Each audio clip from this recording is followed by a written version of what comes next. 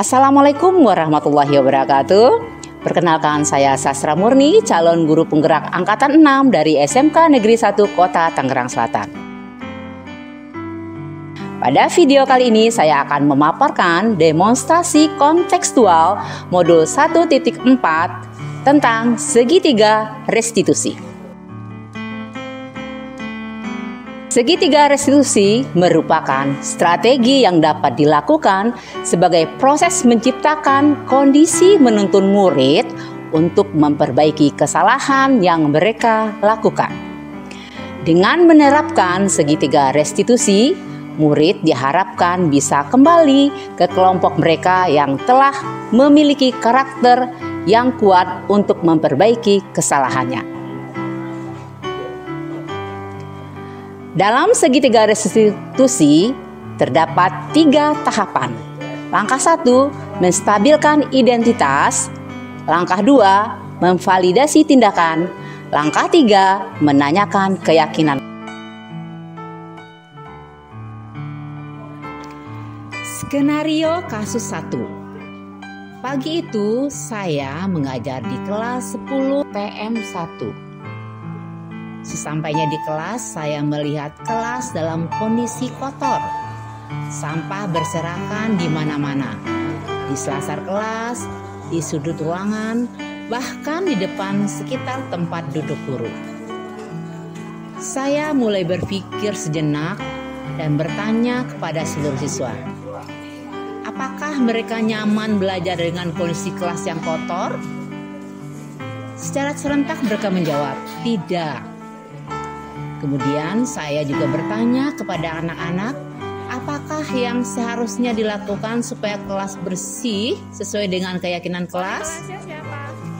Dan secara antusias mereka menjawab, dibersihkan. Sebagian murid mulai bergerak dari tempat duduknya dan membersihkan sampah yang berada di sekitar mereka. Saya mengamati perilaku mereka. Dan pada saat itu saya melihat ada salah seorang murid bernama Tony yang malah menyuruh temannya untuk membuang sampah yang ada di sekitar bangkunya. Setelah selesai pembelajaran, saya memanggil Tony ke ruang guru. Tony, kamu tahu nggak kenapa ibu panggil ke sini? Tidak tahu, Bu.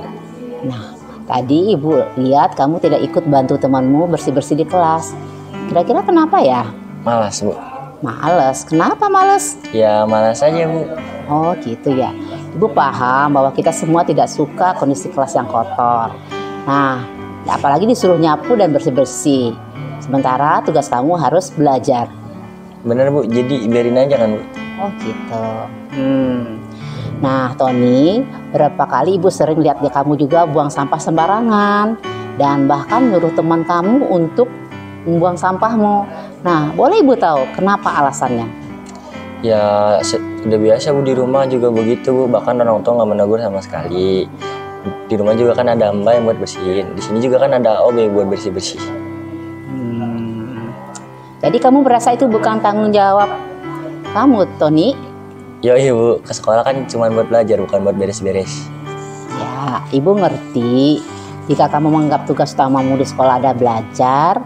Nah, menurutmu apakah memiliki kesadaran dan tanggung jawab dalam kebersihan diri dan lingkungan itu bukan dari proses pembelajaran? Iya sih, Bu. Nah, jika kamu menganggap menjaga kebersihan dan lingkungan itu merupakan suatu proses pembelajaran, menurutmu apa yang sebaiknya kamu lakukan? Saya akan lebih bertanggung jawab terhadap kebersihan lingkungan sekolah. Wah, hebat baru tuh kamu, Tony. Nah, sudah mau belajar untuk bertanggung jawab. Nah, kira-kira gimana caranya? Saya tidak akan membuang sampah sembarangan lagi, dan saya tidak akan mengandalkan orang lain untuk membuang sampah. Ih, keren. Nah, baik Tony. Nah, sekarang kamu masih ingat gak apa kesepakatan kelas waktu pertama kali kita masuk sekolah belajar? Menjaga kebersihan kelas dan membuang sampah pada tempatnya. Oke, betul sekali Tony. Nah, kira-kira sekarang apa yang akan kamu lakukan, Tony? Menjaga kebersihan lingkungan sekolah, kelas, dan membuang sampah pada tempatnya. Oke, Tony, Ibu bangga sekali sama kamu. Kamu sudah mulai menumbuhkan rasa tanggung jawab dan bisa menularkan kepada teman-temannya nanti ya. Ya, Bu. Oke, Tony, terima kasih ya Tony ya. Baik, Bu, Silakan sama-sama. kembali lagi ke kelas. Siap, Bu. Terima kasih.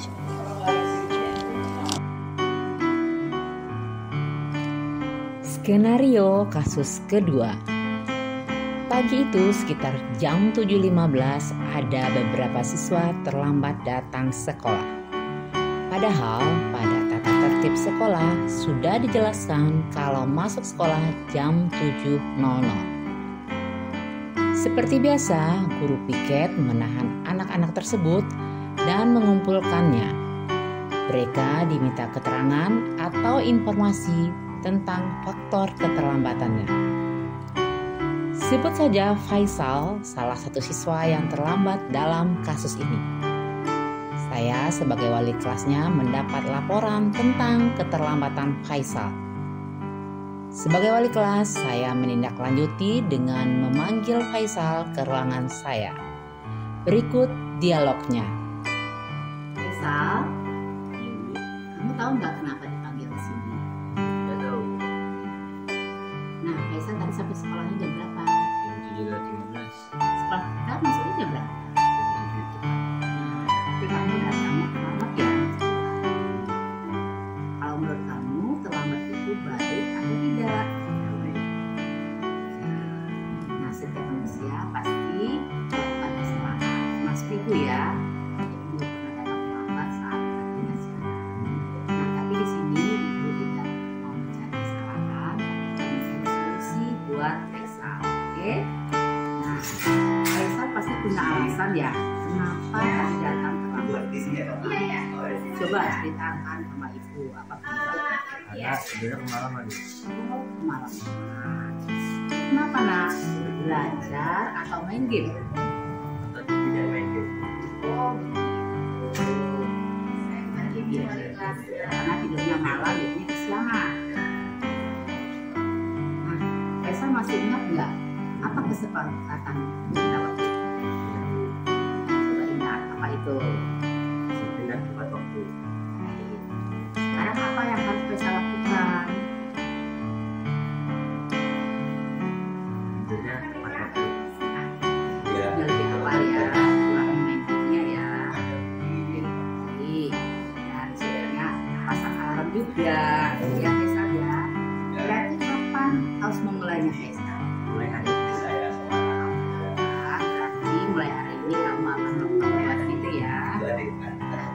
Akan menjadi lebih baik lagi. Tepat waktu sehingga tidak terlambat datang sekolah. Oke, Faisal, terima kasih ya. Akan kembali lagi. Terima kasih ya Faisal. Semoga lebih baik. Assalamualaikum warahmatullahi wabarakatuh. Saya Muhammad Faisal dari Sekolah 1. Setelah saya dibimbing oleh Bu Sastra menggunakan segitiga restitusi, saya merasa lebih nyaman dan senang karena tidak disalahkan. Pada kegiatan ini saya diminta untuk mengingat kembali kesepakatan kelas yang telah kami buat, dan saya diminta untuk mencari sendiri solusi atas kesalahan saya. Saya berterima kasih kepada Bu Sastra. Semoga kedepannya saya bisa lebih bertanggung jawab. Terima kasih Bu Sastra. Wassalamualaikum warahmatullahi wabarakatuh. Demikianlah demonstrasi kontekstual tentang segitiga restitusi. Semoga bermanfaat dan menginspirasi. Terima kasih telah menonton video ini. Semoga bermanfaat. Wassalamualaikum warahmatullahi wabarakatuh.